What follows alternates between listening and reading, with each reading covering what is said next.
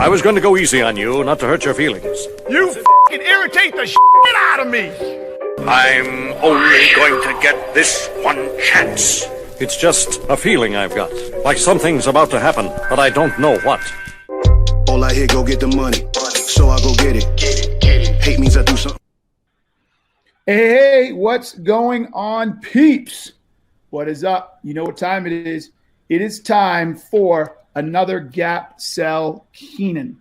And so I'm excited about this. For those of you who do not know, Gap Selling Keenan is where a real salesperson with a real product or service tries to sell me on their product or service. And if they can find a problem, I will buy. If they can find a problem for me or my organization, I will buy. We've actually had two people who have bought already, or we've bought from already. So we're going to see if the next person up, Frank, I'm going to butcher this, Maiorana, I'm going to bring him in here.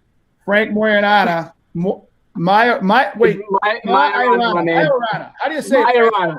Maiorana. Maiorana. Oh, I butchered it. Sorry, but that was one of the toughest ones I've seen yet. So no worries. I get it all the time, man. So welcome, my man. So you feel you're ready to make this happen? Yeah, let's see what happens. All right. I got it set up. All right. So I'll go from there. So name's all right. Frank. Let me give you 1 minute to tell everybody sort of what you sell. So of context for the folks watching, what you sell, at least so people know it's, what you do, and then we can go from there. Yeah. Awesome. So thanks, Keenan. Name's Frank Maiorana. Work for a company called Paylocity. What we do is we're a cloud-based HR and payroll software company. We provide modern workforce solutions to organizations around engagement, communication, collaboration, work from anywhere, which is important now, obviously, and learning and development. And really what we try to do is we help drive engagement amongst employees. That driven engagement helps drive productivity, which is great for companies.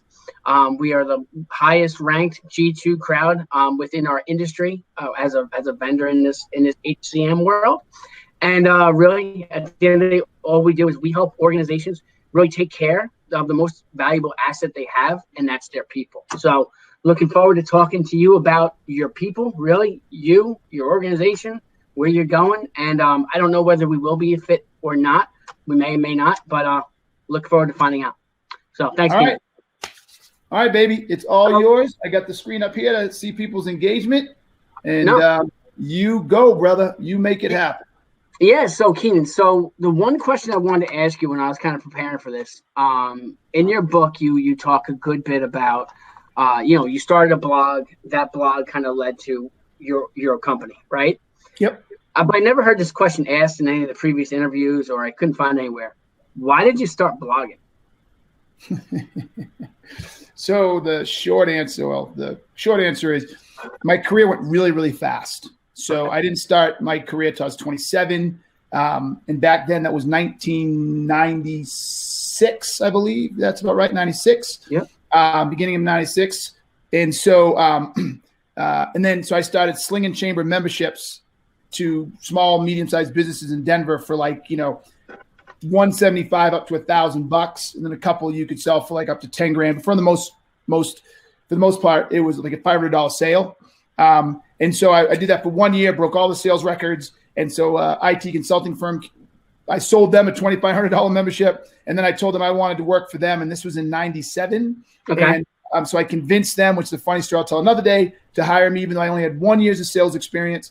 And then so I worked for them for 3 years and went from a kid who had only sold chamber memberships to a partner at the firm, one of the top producing reps, and had done really well there. And so then one of my customers from that place then turned around and took me and made me vice president of sales. And I was responsible for $325 million in revenue and 125 people nationwide.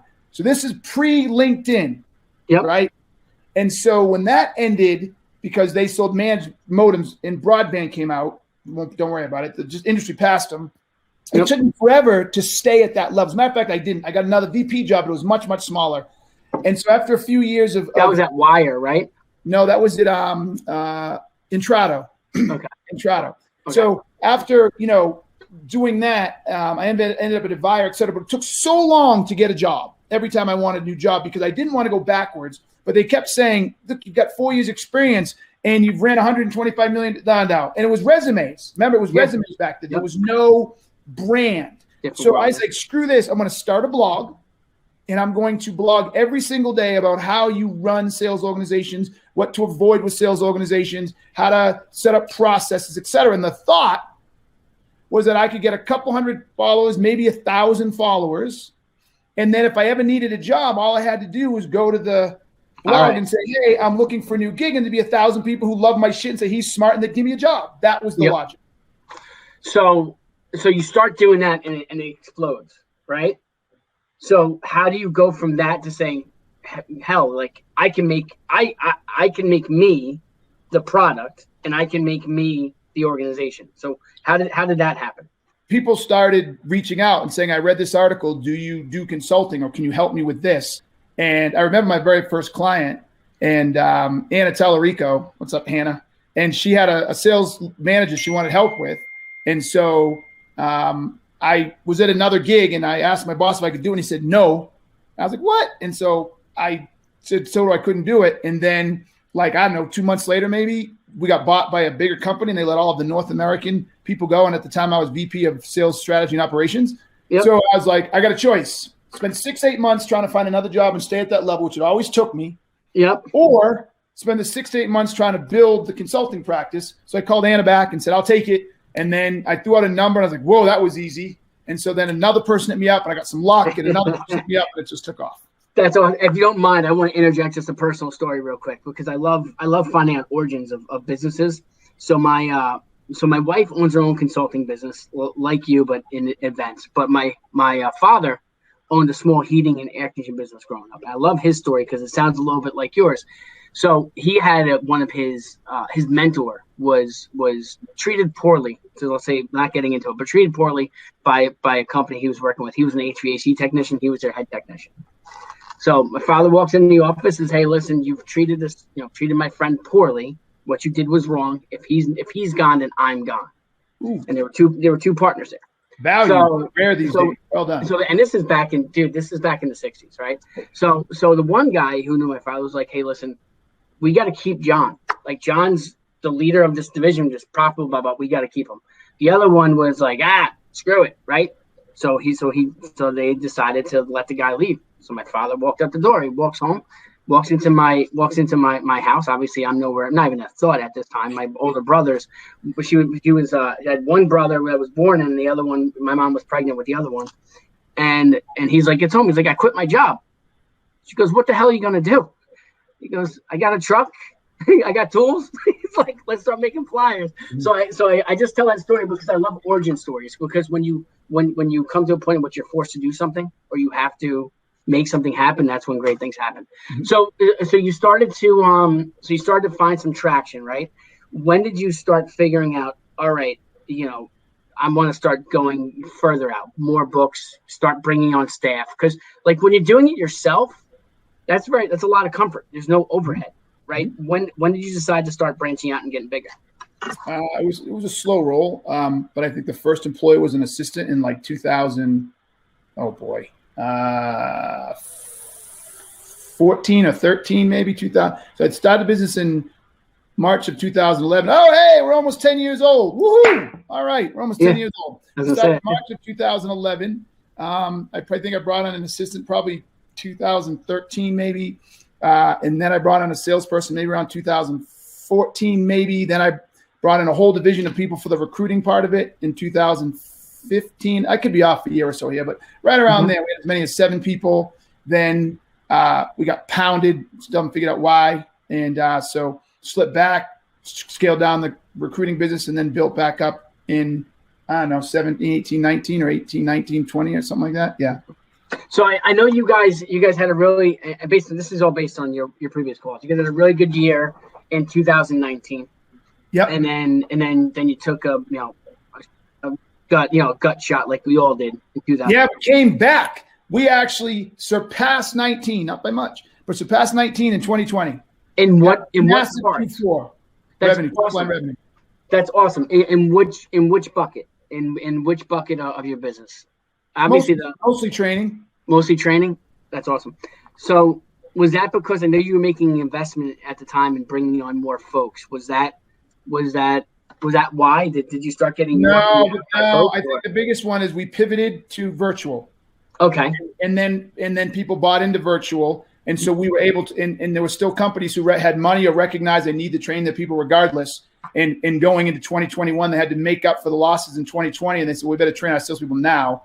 And so, so switching to virtual was the big thing that helped us stay afloat. Were you 2019?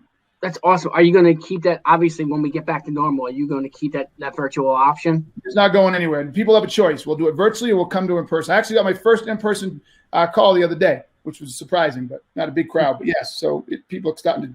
So we'll offer both. Yeah, it's gonna change. This has changed sales forever. This pandemic.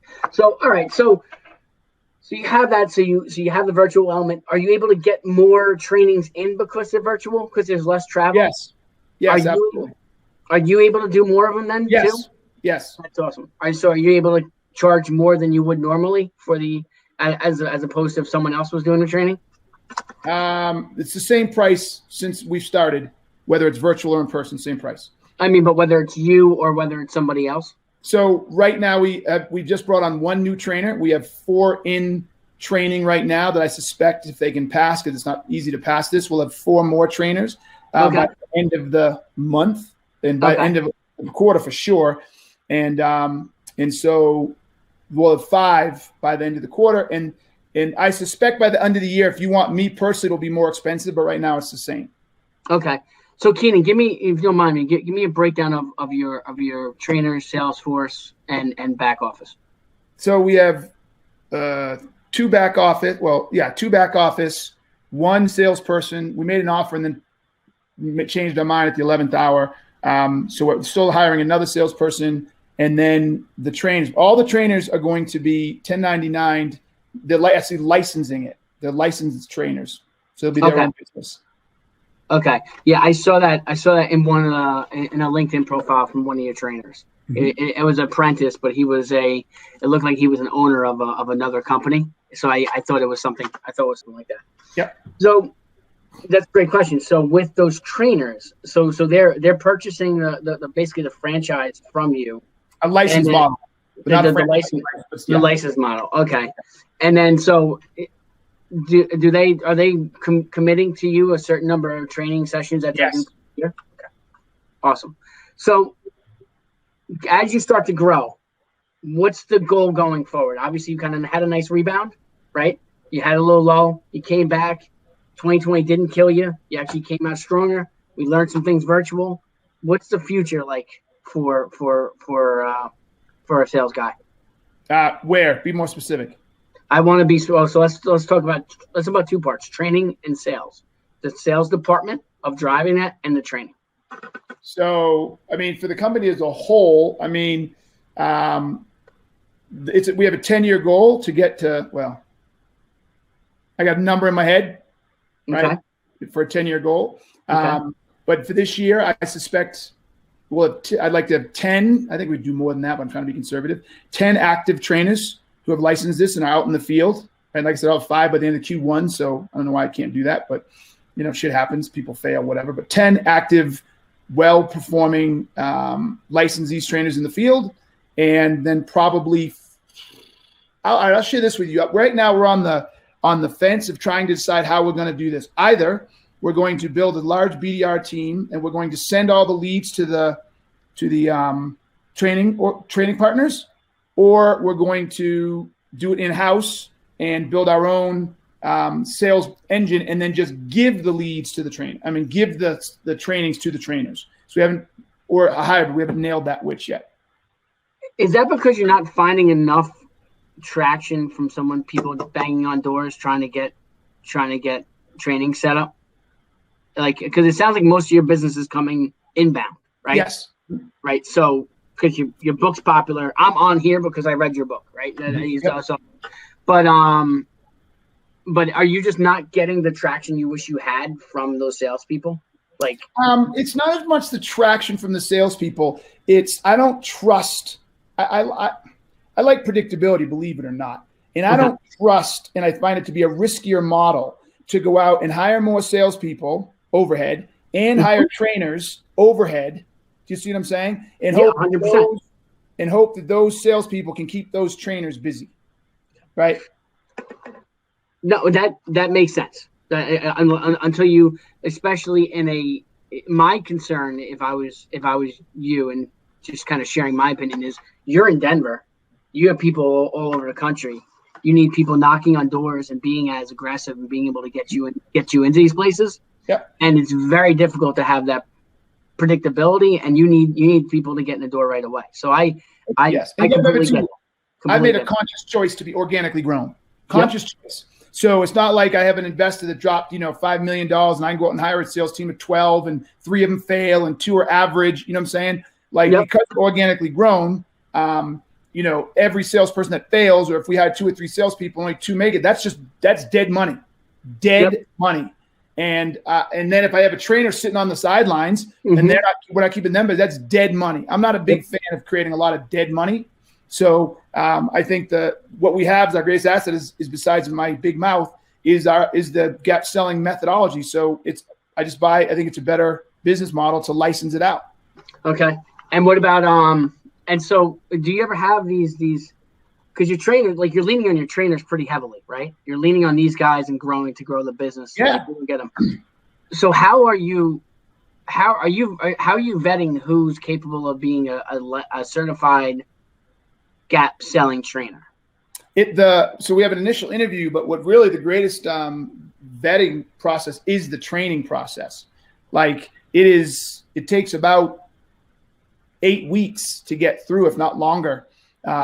You gotta work for it, and we'll know. Like you have to go through the online, then you have to sit through 2 virtuals, then you have to sit through a curriculum review, then you actually have to sit through your own live one that we recruit people to, and then you have to be audited by me. And if you fail that, you got to do it again. Then there's an actual test that's 3 parts, right? So including a video analysis review of a sales call. So it's no joke. And so we'll know pretty quickly. And so once they start, have you had any trainers who've come on board fall off yet? No, not yet. First one came out, crushed it. She's crushed it. That's awesome. How are you, as you bring on more people, you're going to have variances in ability, right? You're going to have some people who are rock stars, some people aren't. That's awesome that person's a rock star. How are you measuring the performance of the trainers? So we have a survey. We have a survey tool that every trainer at the end of their training, the survey tool goes out to all the people that were in it, and they have to maintain certain goals, and then we're also going to compare them to other trainers. Right. So one of them is a net promoter score. They have to have a net promoter score over a certain number. Then we have a bunch of questions that ask things about the value of the training, which I don't really want to get into, but they have to have certain scores over that. So the people who actually attend are going to be the determiners of the trainer. And how is that? And so in this survey tool that you have, just curious, how does it get you these results? When people are done taking the training, we send it right out to them. All right, and then it comes back to a homepage, and you have it's digital. It's a great platform. It captures it all. We can slice and dice it. We can do it by trainer. We can do it overall, so I can see the overall, training scores of this. So and so's that, so and so's this, in this year. It's super robust. So here you go. It's been 18 minutes, my man. Here's some of the feedback. I still have no idea what problem you're trying to solve, and so I gave you a lot of time. So go. No, you gave me a lot of time, and here's what I'm trying to get to. And I appreciate it, is your people are the most important part of your business. And I'm trying to get an understanding of where you're going with this business. Okay, that's and how important, I'm sorry, Keenan, but just real quick, how important your people and the training of your people are. Right now, you have a small group, so you can control a lot of those variables. That's what I was asking about the training of your trainers. They're going to be the most important part. Your sales folks, you kind of pivoted away from outside salespeople and like internal outside salespeople. And those are the people that probably, and I'm being completely honest here, would have benefited from our type of tool, from a communication standpoint, from an engagement standpoint. So but since you're licensed, hold on. Go ahead. You got to pay close attention. I pivoted away from AEs, or I'm on the fence. I said I'm on the fence of pivoting from AEs. I'm not pivoting from BDRs.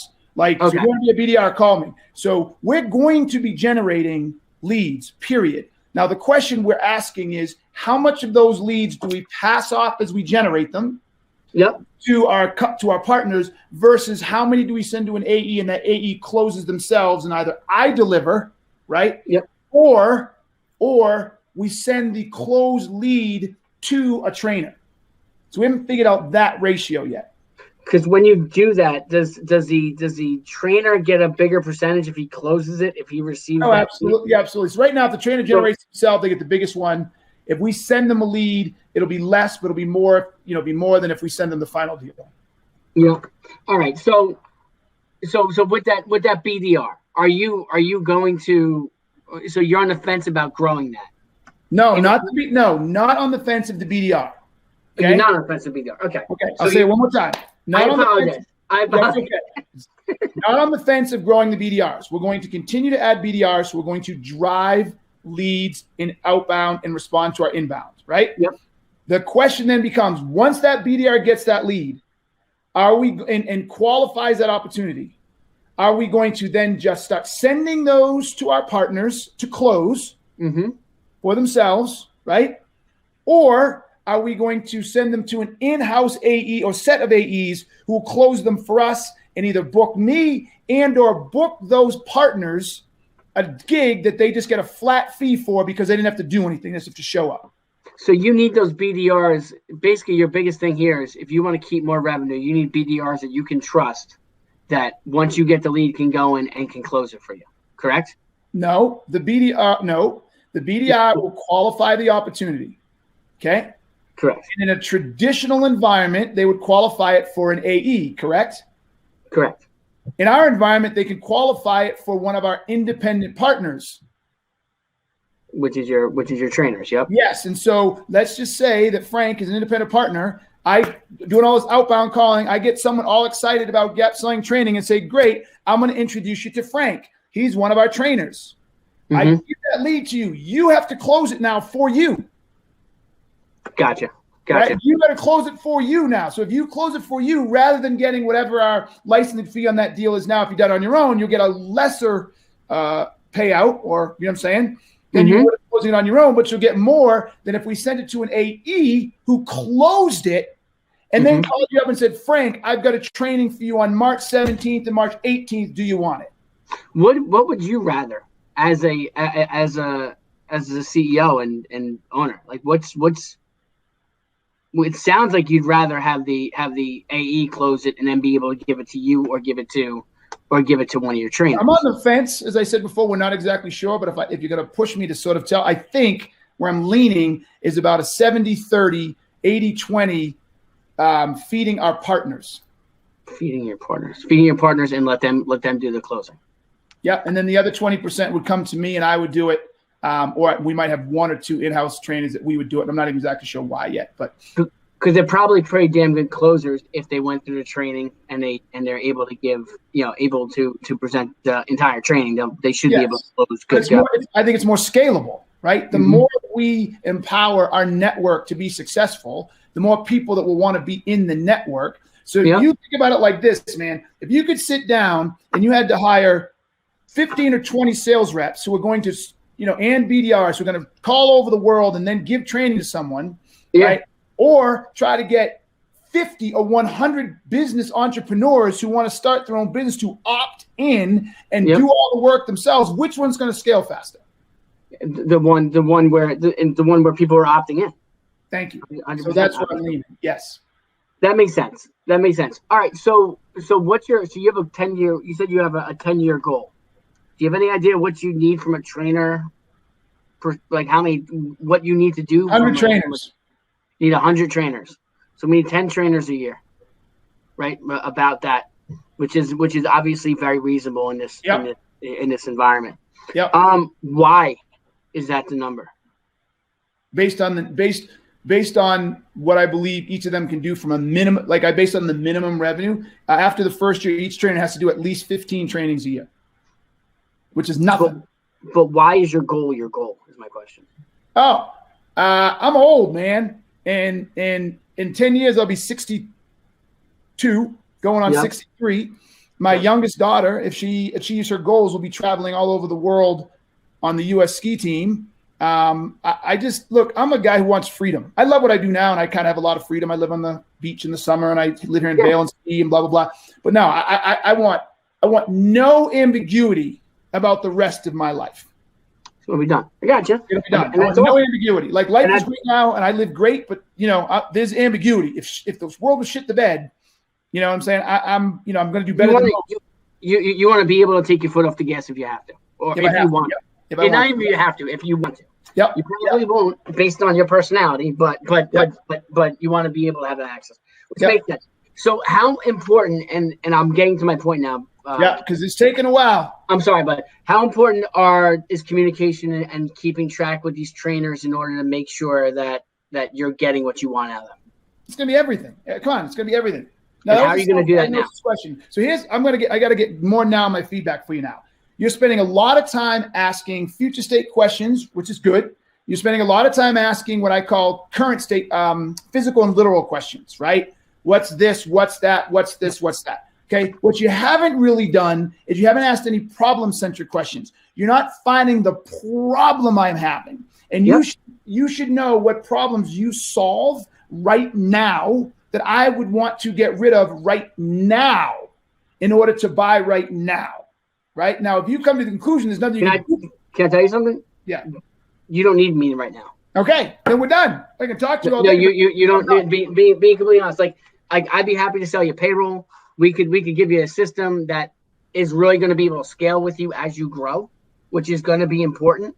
But current state right now, exactly what you're doing, you don't need my product. Okay, let me ask you this question. Go ahead. Do you compete with ADP? Yes, we're better, but yes, we don't really compete. We're better. So if you're better, why didn't you go there? Why didn't you say, hey, man, look, you're using ADP today. Do you have this problem or this issue or this challenge? Yes, no, yes, no. Okay, let me tell you why you're having that challenge, or tell me more about that challenge. How much is it bothering? How has it affected you? Right? Right. So then you get me to start saying how my current situation. Everybody listening now, if you hung in this long, okay, you'll know where I'm going with this now. I don't know why it's so hard for everybody. Look, what I like about Frank is he knows how to make people talk, and he makes you comfortable, and he asks good questions. But he burned 27 minutes. If this was a real sales call, I would have left him ages ago, right? But I was letting him help out. But what everybody struggles at is you guys do not know how to get to the very current state problems you solve. I would have almost rather you inverted this, Frank, and you went right to ADP, and you went right to the stuff you can solve, and then either got me to say, you know what, I'll leave ADP for you, and then you could start talking about how you can help me grow into this. But instead, you went way off in Never Land, pulling me all the way back, and you missed what could be a great opportunity. I mean, I don't know that I have any problems with ADP, but I know I'm not married to it. I just, when I thought of, bought it, done, move on, right? Yeah. Now, you guys do HR stuff too? Yeah, that's what we are. That's what we are. So HR stuff like when people quit, when people when you hire new people, all that type of stuff. You do that stuff? Yeah, we from a technology standpoint, absolutely. I don't know what that means. Like, do you help? So we are a software company at heart. We provide the guidance and solutions you need from a software perspective. I'm not putting someone in your facility. No, I'm not asking that. No, but HR support, right? Yeah. So if let's just say I have someone quit and there's a dispute or discussion or an argument over the comp plan or what I owe them from a they want to give their 2 weeks notice and I don't want to accept it, or they want to give it a 1 month notice, or I think they're doing something wrong. Do you provide that HR guidance? That guidance is available. Yes. So yes. Yes, that guidance is there, yes. So I don't know why you didn't ask any of those types of questions, right? To find out if I'm getting to the point in my organization where I need HR support. Like it's a good point. It's a good point. Like I'm not sure what the aim was. So here's my final feedback, and I'll give you last word. And everybody listening, pay attention, okay? When you get somebody on the phone and you want to sell them, wait here, did you do a pick chart?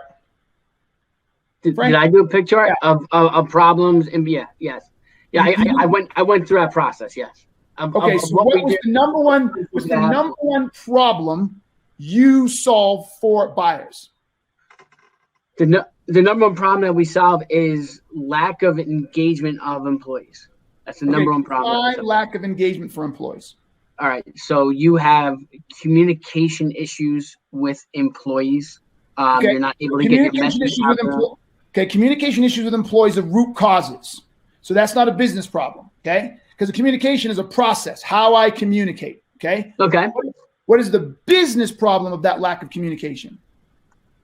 Basically lack of production. And that would be across the board. And that's where I was trying to go with and you're asking me why I was going the direction I was going. I was trying to go that way with your trainers and get an idea of, are you communicating with these folks right now or are you not? Okay, but you needed to find the problem first. Yeah, I get you. Right. So you like, I like what you said there, lack of production. If you had just said, are you tracking to your goals? Do you feel comfortable you can get to the goals at the end of this year, and found that engagement was one of the reasons we wouldn't get there, then you might have had something. But I would have argued we don't have enough people on yet. The minute you heard I only had 4 in the cycle and 1 on, you should have pivoted right away to ADP. You should have pivoted to my payroll. You should have pivoted to whatever and get me on at least, right? Yeah, absolutely.